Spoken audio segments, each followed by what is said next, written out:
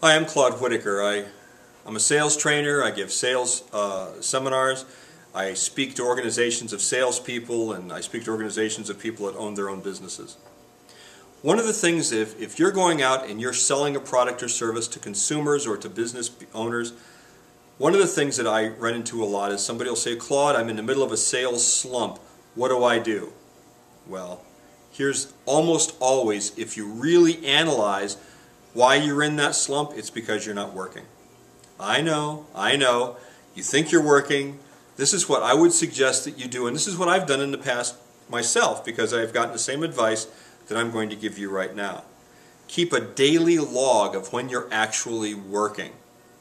Okay? I had one salesman that was working for me at the time. He comes into the office and we were selling at the time. We were selling vacuum cleaners and we were selling it in people's homes. And I'd been doing that for years and years and years, and I had people working for me. I had some offices, and this gentleman was in one of the offices. And he says, Claude, I hate this business. This is just a bad business. He goes, I'm in a really, really bad slump, and nobody's buying. I'm just not selling anything. And I said, well, let's look at the board. Let's look at what you're doing, and we'll see what the problem is here. Oh, I see right here. And I go up to on the wall. We had all the how many people bought, how many presentations the man gave, how many referrals he got, how many phone calls he made, how many contacts. I mean, all of the numbers were right there on the board, so he could immediately see, and everybody else could see, really what he was doing. Not what he thought he was doing, what he was really doing. And I looked and I said, okay, well, last week, let's see now, you went on 2 presentations and you made 2 sales.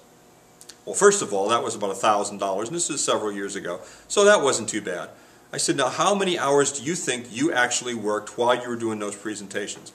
And he thought about it for a minute and he says, oh, I suppose 6, including everything, prospecting, selling, delivery, everything, probably 6 hours. I said, so let me get this straight. You made $1,000 for 6 hours. He goes, yeah, that's about right. I said, that sounds like a pretty good business to me. My suggestion is maybe you work more, not doing something else. My suggestion is you simply work more.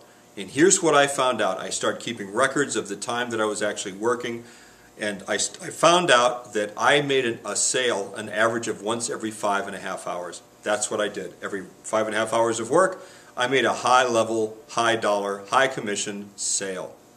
And for a 3-year period that I kept these records, I found out that there was never an 8-hour period of actual work where I was actually either prospecting or selling. There was never an 8-hour period where I didn't make a sale. 8 hours was the maximum distance in time between one sale and the next sale. And I kept records for 3 years. The problem was this: I wasn't really working. I would go to the coffee shop, I would sit down, I would pretend like I was working, I'd visit friends, I'd be on the phone with friends, I'd be online, I'd be doing things that kind of felt like I was working, but I wasn't really working. If you keep records of what you're doing, you'll find out you're just not putting forth the effort.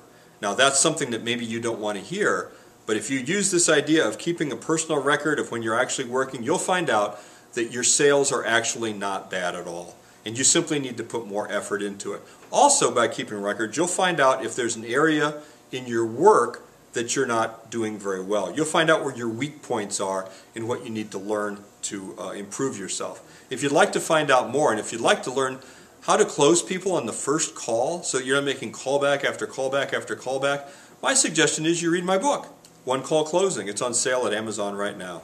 Thank you for listening.